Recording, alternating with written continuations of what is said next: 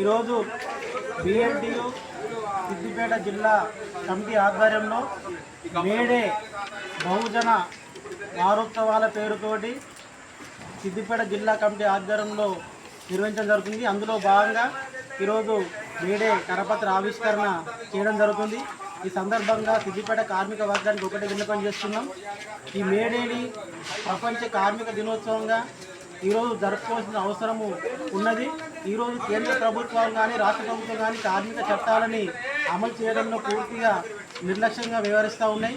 కార్మిక చట్టాలను రద్దు చేసి లేబర్ కోడ్ల పేరుతో కార్మికుల హక్కులపైన దాడి చేస్తూ ఉన్నాయి.